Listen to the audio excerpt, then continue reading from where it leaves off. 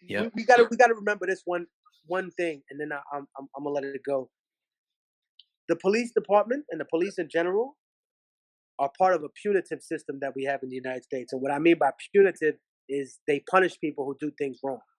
Very rarely, and if they do, I can count it on my hand, have the police kicked in the door this year and stopped a woman from being raped. Very rarely do the police catch a bullet meant for someone else or stop someone right when they're about to shoot somebody. Yep.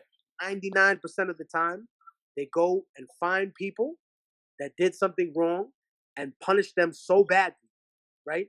Punish them so badly that it's supposed to send us a message not to do it anymore.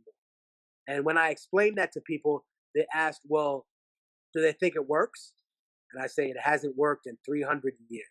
It hasn't worked in 400 years. It hasn't worked since the dawn of time. That's not how you help a people. That's not how you educate a people. That's not how you lift them up. That's how you oppress a people. That's it. You know, we need peace officers. We don't need people patrolling us. Fact. One more question, man. Sure. Gotta ask you about the Africa Bambattaa. Those things have been going around. It's been a few years now. Where do you stand on that? I've been hearing your name around the internet. I stand with the children. I stand with the victims. I have since day one. I made that 100% clear. I told all the OGs that I consider no man infallible. If somebody want to be upset with that, you know where the fuck I live. You know where I am. I'm not hard to find. And that's not a challenge. That's just me being honest because I've seen everybody that's involved in this thing in one way or another. And the only person I haven't seen in respect to that is Bam. And that's because he knows he don't want to be seen here. And people are upset and they genuinely hurt. And as a person who lives in Harlem, I have to hold my head up high. I'm not a person who lives, and no disrespect to somebody who made it and lives somewhere else and you in Beverly Hills, but now I got to walk around Harlem with my head held high. So I had to go talk to the people who this happened to. And these were several people that came to me and were like, yo, Technique, our names are being dragged in the mud. They're saying that we did this, that we made this up. And I listened to them, brother. And you know what they told me? They said, we don't want him dead. Right? We want him in the book. We want him in the registry. That's his punishment. And I said, oh, wow. And that's when I realized that I wasn't dealing with liars.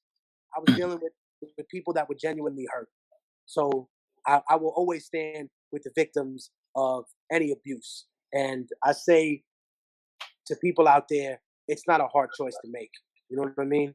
And I get it. Somebody made a lot of contributions to it, but a person could lose their God status. No human being is infallible. Nobody is up against something. Listen, imagine if I do something great right now.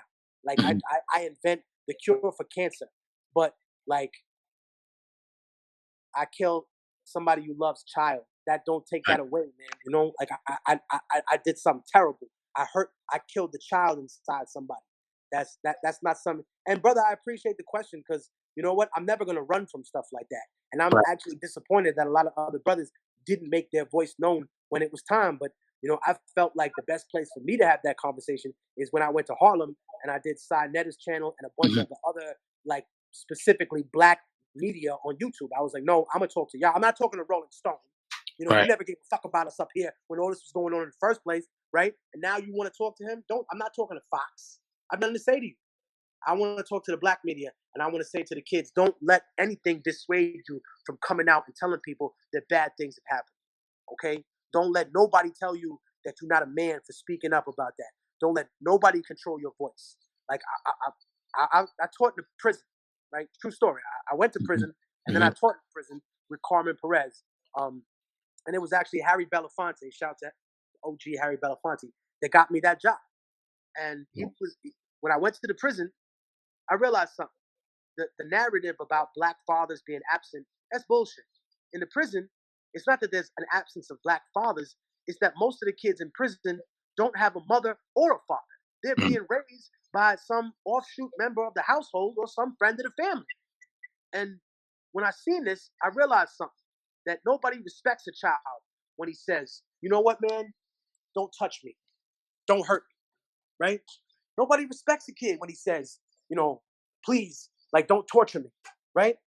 But if a little kid pop out and says to a motherfucker that's fucking with him, listen, man, if you touch me again, I'm gonna fucking kill you. You hear me? You put your fucking hands on me again, and I'm gonna fucking stab you with this knife and I'll fucking kill you. Yeah. At that particular moment, the child has learned the wrong lesson. They believe it's the knife that has made them powerful. It's not the knife. It's the fact that they use their voice. That's what makes them powerful. Because the knife can't touch everybody, and your voice can touch everybody around the world.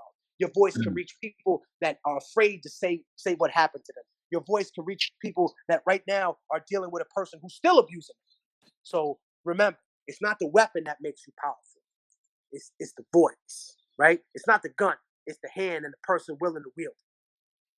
Appreciate your honesty. Appreciate you being raw on this platform, man. Something we definitely needed given this climate we got going on right now. Yeah. What's next for Immortal Technique? You out here 10 toes down on the pavement for the cause and doing exactly what you're doing. We appreciate it. What you got going on next? Like I told y'all in the beginning, but I'm going to reiterate, we're doing the march. And it's Latinos por las vidas negras, which is Latinos standing up for Black lives. And this is a movement that we're very proud to be a part of in New York. And one of the main organizers, actually an Afro-Latina, a Dominican lady who is very conscious of her heritage, very conscious of her Blackness. So don't let the media just portray that one side. There are a lot of Afro-Latinos that are not ignorant, that are not going to stand for this, that confront their racist relatives every time, that do not have any of this bullshit. And I'm just grateful because, you know, I grew up with my mom always telling me, listen, your grandfather was Black. Don't ever be ashamed of that. Don't ever let people talk down to you like that. Don't ever let people express themselves in a way that's disrespectful to you. Like, just remember, don't let people denigrate that experience, because those people survived something that modern day humans could never deal with. And I always remember my mom's words. So we're going to be at that rally showing people that Latino people are not going to fall for the okie doke. We're not going to be a pawn in your race war against Black people. We're gonna find a way to unite, and we're gonna work past a lot of these issues. And then I'm back in the studio working on the Middle Passage. Okay. I did a song with Killer Mike and David Banner. Okay. Ooh, Called Trap House, and it's about how America's a trap house run by a bunch of fucking cartels, and it's so crazy. And then I had a bunch of other joints on the record. I did a joint with Ali Shaheed Muhammad. He broke out something from the vault for me from Tribe Called Quest. So I just say, you know, I'm blessed. My brother Southpaw is on the boards again. So I'm out here just doing it. Also, we had to redo a lot of the samples, so we won't have to clear nothing. A lot of it sounds like a sample, but it's just replayed instruments. So that's what we're doing now. And a lot of the musicians, a lot of people that we're working with, I'm very proud to say we're extremely talented people. Big shout out to the sister Moo Fresh from Baltimore, but she's out of Philly right now.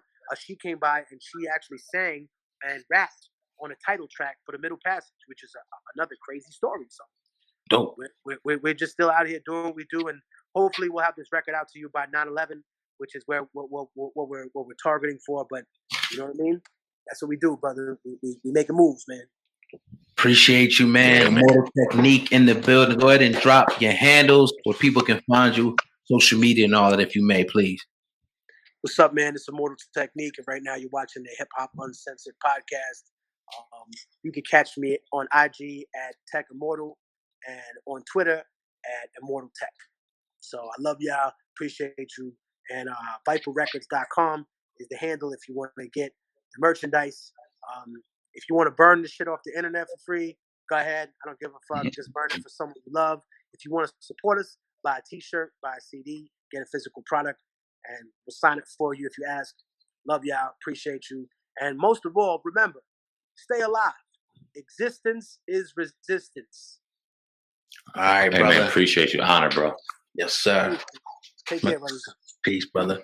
Immortal Technique burning down the building today, Sam, man. He was on fire, man. He was passionate. He was ready to fucking go. Yeah. I'm glad he went as raw as he did, man. A lot of shit we ain't gonna be able to put on YouTube. So God damn it, you're gonna have to subscribe to the fucking podcast. The only place you can get these interviews raw, real, uncut, and in its entirety, man. We have great catalog lined up for you guys. You guys go ahead and go and search through them and get lost in there. A ton of great interviews, and there's much more to come, man. We love what the fuck we do over here at the Hip Hop Uncensored Podcast. Absolutely, man. Like Sandman said, go ahead and hit that 5-star rating if you may. Leave a comment. Do not forget to subscribe to the Hip Hop Uncensored Podcast. When we getting up out of here, we back in here tomorrow, though.